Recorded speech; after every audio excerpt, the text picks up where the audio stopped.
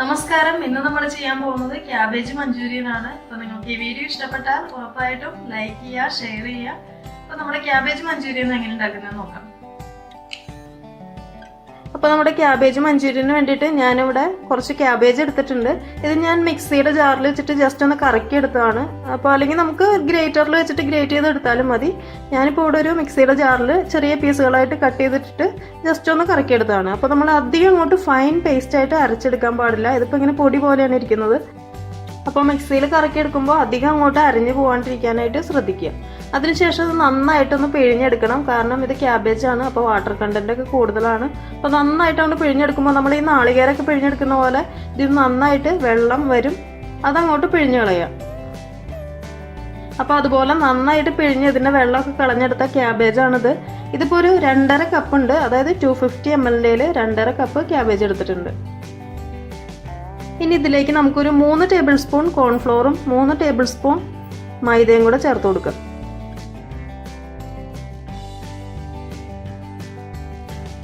അതിൻ്റെ കൂടെ 1 table spoon ginger garlic paste ചേർക്കാം. അടുത്തായിട്ട് 1 ടീസ്പൂൺ മുളക് പൊടി, 1/4 ടീസ്പൂൺ കുരുമുളക് പൊടിയും കൂടെ ചേർത്ത് കൊടുക്കാം. ആവശ്യത്തിനുള്ള ഉപ്പും കൂടെ ചേർത്തിട്ട് നന്നായിട്ടൊന്ന് മിക്സ് ചെയ്തെടുക്കാം.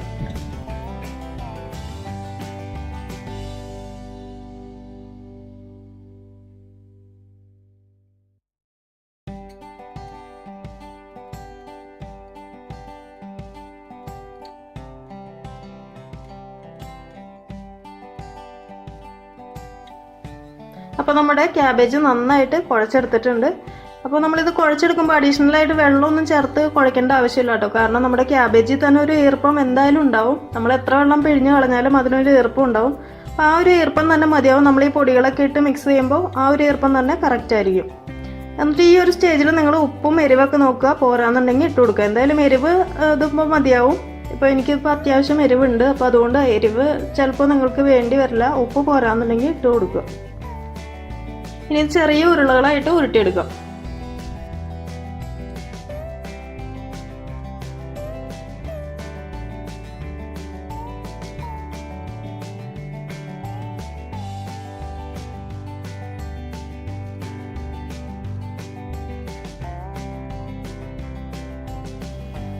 നമ്മുടെ ക്യാബേജ് ഉരുട്ടിയെടുത്തിട്ടുണ്ട്.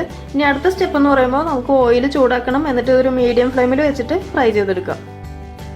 ഓയിൽ ചൂടായി വന്നിട്ടുണ്ട്. നമുക്കിത് ഓരോന്നായിട്ട് ഇട്ട് കൊടുക്കാം.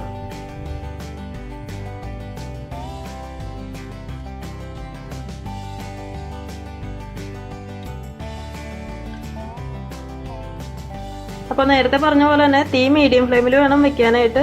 അധികം അങ്ങോട്ട് തീ കൂട്ടിയൊന്നും വെക്കണ്ട. കാരണം അധികം വേവൊന്നുമില്ല. കാരണം ക്യാബേജ് അല്ലേ. ക്യാബേജിന് ഇപ്പോൾ ജസ്റ്റ് ഒന്ന് ഒരു ആവി അടിച്ചാൽ തന്നെ ക്യാബേജ് വെന്ത് കിട്ടും. അപ്പോൾ അതുകൊണ്ട് ഇത് ജസ്റ്റ് ഒരു ബ്രൗൺ കളർ ആയി കഴിയുമ്പോൾ നമുക്കിത് എടുക്കാം. അപ്പോൾ അത് കളറാവാനായിട്ട് വെയിറ്റ് ചെയ്താൽ മതി. അപ്പോൾ നമുക്ക് തിരിച്ചും മറിച്ചും ഇട്ട് കൊടുക്കാം.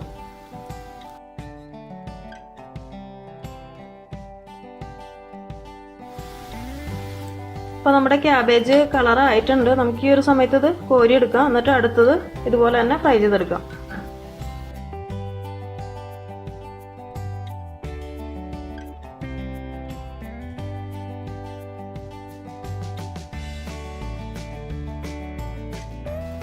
ഇതിങ്ങനെ തന്നെ കഴിക്കാനും നല്ലതാണ് കേട്ടോ. നമ്മളിതിപ്പോൾ ഗ്രേവി ആക്കാതെ ഇതിപ്പോൾ ഇങ്ങനെ ഇതുപോലെ തന്നെ എടുക്കുക. എന്നിട്ട് ചായയുടെ ഒക്കെ ഒപ്പം കുറച്ച് സോസൊക്കെ കൂട്ടി കഴിക്കാൻ നല്ലതാണ്. ഇതിപ്പോൾ നല്ല ഇച്ചിരി സ്പൈസിയാണ്. അപ്പോൾ നിങ്ങൾ എരിവ് ചേർക്കുമ്പോൾ ഒന്ന് ശ്രദ്ധിക്കട്ടോ. കാരണം എനിക്കിതിപ്പോൾ ഓക്കെയാണ്. നിങ്ങൾ ചിലപ്പോൾ ഇനി എരിവ് അധികം പറ്റാത്തവരുണ്ടെങ്കിൽ ഇത്ര എരിവൊന്നും ചേർത്ത് കൊടുക്കണമെന്നില്ല. കുറച്ച് എരിവ് കുറയ്ക്കാം. ഞാനിപ്പോൾ 1 ടീസ്പൂൺ മുളക് പൊടിയും ഒരു 1/4 ടീസ്പൂൺ കുരുമുളക് പൊടിയാണ് പറഞ്ഞത്. അപ്പോൾ ഒരു 1/2 ടീസ്പൂൺ മുളക് പൊടിയൊക്കെ ആക്കി ചുരുക്കണമെങ്കിൽ ചുരുക്കാം. പക്ഷെ ഈ ഒരു എരിവ് നല്ലതാണ് കേട്ടോ. ഒരു സോസൊക്കെ കൂട്ടി കഴിക്കാനായിട്ടൊക്കെ ഈ ഒരു എരിവ് നല്ലതായിരിക്കും. പിന്നെ നമ്മളിത് ഗ്രേവി ആക്കുകയാണല്ലോ. അപ്പോൾ എന്തായാലും എരിവ് വേണം.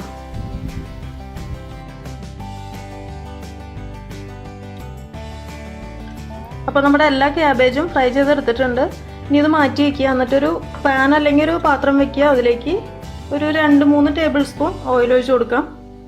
ഓയിൽ ചൂടായി വരുമ്പോൾ അതിലേക്ക് ഇടാനായിട്ട് ഞാനിവിടെ 3 വെളുത്തുള്ളി കട്ട് ചെയ്തെടുത്തിട്ടുണ്ട്. ഇതുപോലെ ചെറുതായിട്ട് കട്ട് ചെയ്തെടുത്തതാണ്. അതുപോലെ 1 ഇഞ്ച് നീളത്തിലുള്ള ഇഞ്ചി ചെറുതായിട്ട് കട്ട് ചെയ്തെടുത്തിട്ടുണ്ട്. ഒരു ചെറിയ സവാളയും കട്ട് ചെയ്തെടുത്തിട്ടുണ്ട്. അതുപോലെ 2 പച്ചമുളക്, നല്ല എരിവുള്ള പച്ചമുളകാണ്, അതുകൊണ്ട് 2 എടുത്തിട്ടുള്ളൂ. എണ്ണ ചൂടായി വരുമ്പോൾ ആദ്യം തന്നെ ഇഞ്ചിയും വെളുത്തുള്ളിയും ചേർത്ത് കൊടുക്കാം.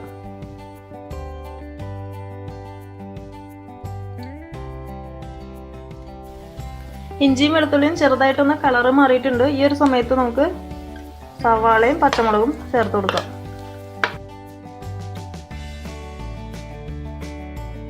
ഇപ്പോൾ സവാളയുടെ കളറും മാറി വന്നിട്ടുണ്ട്. ഇനി തീ ഒന്ന് കുറച്ച് വയ്ക്കുക. എന്നിട്ട് ഇതിലേക്ക് നമുക്ക് സോസുകൾ ചേർത്ത് കൊടുക്കാം. ആദ്യം തന്നെ 3 ടേബിൾ സ്പൂൺ ടൊമാറ്റോ സോസ് ചേർത്ത് കൊടുക്കാം. അതിൻ്റെ കൂടെ 2 ടേബിൾ സ്പൂൺ സോയാ സോസും കൂടെ ചേർത്ത് കൊടുക്കാം.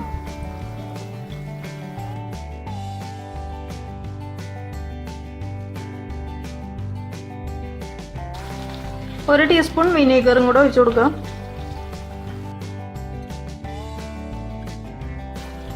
ഇനി കുറച്ച് ഉപ്പിട്ട് കൊടുക്കാം. ഉപ്പ് നോക്കിയിട്ട് വേണം ഇടാനായിട്ട്. നമ്മൾ സോയാ സോസിൽ ഉപ്പുണ്ട്, അപ്പോൾ അത് നോക്കിയിട്ട് വേണം ഇടാനായിട്ട്. ഇതിപ്പോൾ നല്ല തിക്കായിട്ടാണ് കേട്ടോ ഇരിക്കുന്നത്. ഈ ഒരു സമയത്ത് ഇപ്പോൾ നല്ല തിക്കായിട്ട് കാണുന്നുണ്ട്.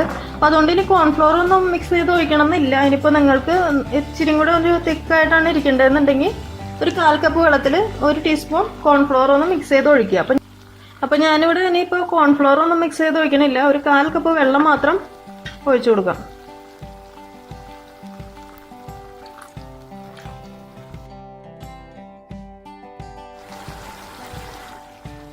അപ്പോൾ നമ്മുടെ ഗ്രേവി തിളച്ച് വന്നിട്ടുണ്ട്. ഇനി ഇതിലേക്ക് നമ്മൾ ഫ്രൈ ചെയ്ത് വെച്ചിരിക്കുന്ന ക്യാബേജ് ഇട്ട് കൊടുക്കാം.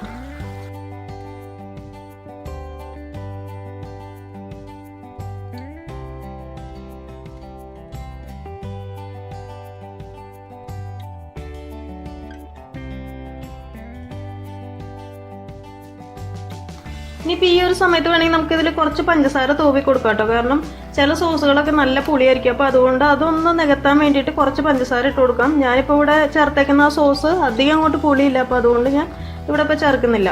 ഇനിയിപ്പോൾ നമുക്ക് ഫൈനലായിട്ട് ചെയ്യാനുള്ളതെന്ന് പറയുമ്പോൾ അതിൽ ഒന്നില്ലെങ്കിൽ കുറച്ച് മല്ലിയില തൂവിയിട്ട് എടുക്കുക, അതല്ലെങ്കിൽ കുറച്ച് സ്പ്രിംഗ് ഓണിയൻ ഇതിൻ്റെ മുകളിലായിട്ട് വിതറാം. എന്നിട്ട് നമുക്ക് സ്റ്റവ് ഓഫ് ചെയ്യാം.